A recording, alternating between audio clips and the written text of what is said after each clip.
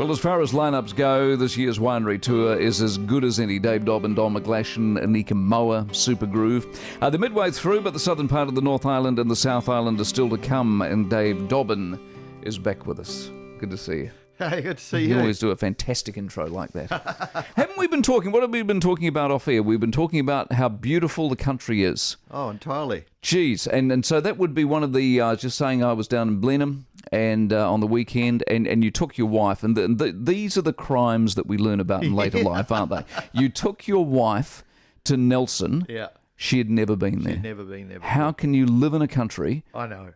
I mean, what happens there? Oh, it's appalling. It's appalling. I've been berating her for years about that. But, and of course, what happens when you go to Nelson? Oh, she came down, she fell in love. Exactly. Yeah. And why wouldn't you? Yeah, exactly. So much of the country to see that is so beautiful, and yet so many of us have never really seen it, eh? Yeah, well, I've been blessed that way because you once you start living kind of provincially, hopping from one province to another, you get a really good view of the overview of the growth of culture.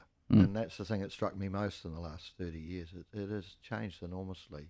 On the one hand, the regional culture has just become a lot richer. I'm talking food, art, obviously wine. Yeah, oh yeah, and, everyone's isn't it? That is true, isn't it? Everyone's got most regions have got a decent viticultural industry. Yeah, they've got the markets, the food, the local artisan produced foods, all of those artists. Yeah, all of that comes out of provincial New Zealand. Yeah, and I think a lot of it comes from the respect we have for ourselves that has lifted the game of a lot of, especially in food culture and hospitality and all that. When you talk about respect for ourselves, would you be opposed to what Eleanor Catton said then? Because I thought, what she said the other day, I thought we got plenty of respect for ourselves, don't we? We've got plenty of opinions, and we're pretty proud of ourselves. Yeah, and I believe deservedly so because of what we strive for, I think, and because even a couple of decades ago there was no real unity on that, from province to province. It was, I just think there's more communicated now. There's more communication. There's more, knowing of what's right and wrong, but also. A hopefulness, and of course, as the more I do what I do, the more I see that our new citizens and the changing face of the population has enriched the country. I love that. I love immigration. Yeah, that's amazing. I can't get enough of it. Bring them all in. I couldn't agree more. Geez, you and I are on the same page. I'm also a big population person. You're a big population. I reckon we could do a lot more people as well as with the cultural side. Yeah, I agree. I think Auckland and Wellington and Christchurch probably could do with another 1 million people each. Yep. Yeah, I couldn't agree more. And I think it'd be great to have a highway that goes all the way to Cape Reinga, a really good one. So straight up the top. Provinces. Yeah, connect the provinces with decent transport. Why is it we're not running the country, Dave? Well, they haven't asked us. That's true.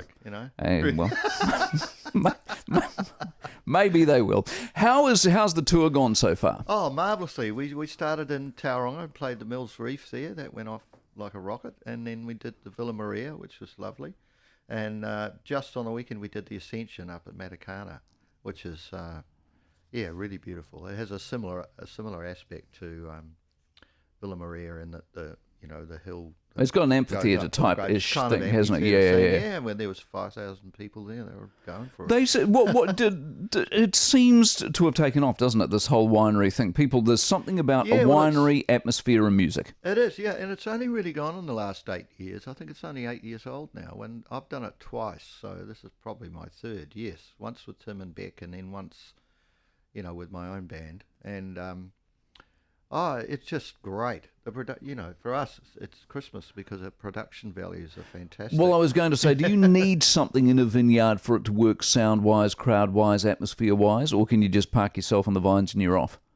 Well, yeah, to an extent, it's a little more complicated than that. There's a lot of crew involved and there's a lot of building. They built this amazing new stage, which is like a puffer jacket. It looks like a parasail, and it blows up. It's just the cover, like a... Wow. Over the stage, but it's held down with huge tanks of water and is separate from the actual stage platform, but it does wonderful things to the sound on stage anyway. Fantastic. And and we're all connected using in-ear monitors and Oh, it's very high tech. Yeah, it is. Yeah. Very high tech. How do you go with McGlashan? Really good. We're great buddies. We start off. We do one of his and then one of mine. We do that all through the night. So we do an hour and a half set doing that, and then we've got the Super Groove guys. Doing their thing. It's good that they're back together, eh? High-powered 45-minute set. Yeah, they're such great players. Yeah.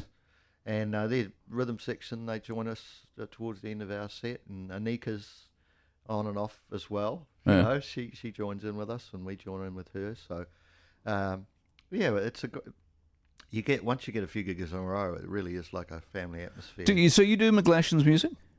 Yes. Do you know in my room? You know the song he did in my room. Yeah. I have I found. couldn't play that to you. No, I don't want you. Song, yes. But it's a brilliant song. Yeah, he's got a He's few of them. many clever songs. Yeah, eh? he has. Yeah, yes, indeed. And he's just come out with a new album too, which he's selling at the gig these days. That's what you do these days. You sell them at the gig and you get them for download. There's no record stores anymore. Along with the T-shirts. Where are you at with that whole new music? Oh, I'm fine. I mean, as it goes, I look at the positive side. I always look like you can target your audience and they can target you much more accurately now.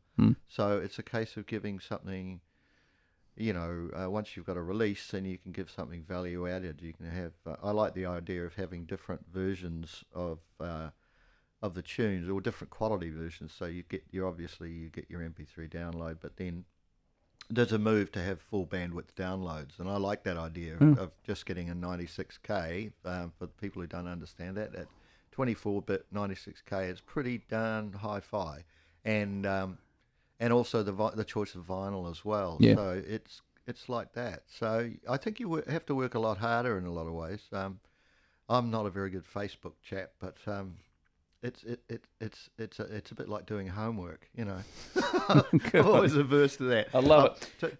What are we going to sing? Well, I've got a song for you. Well, we'll take a break. But when I asked you before, you came up with about 7 songs. So so have you nailed it down to a single song, or? I think we would. Do you want to surprise us? I'll just surprise you. Yeah. Okay. I'll surprise myself as well. Surprise yourself. More from Dave Dobbyn in a moment. 14 past 8.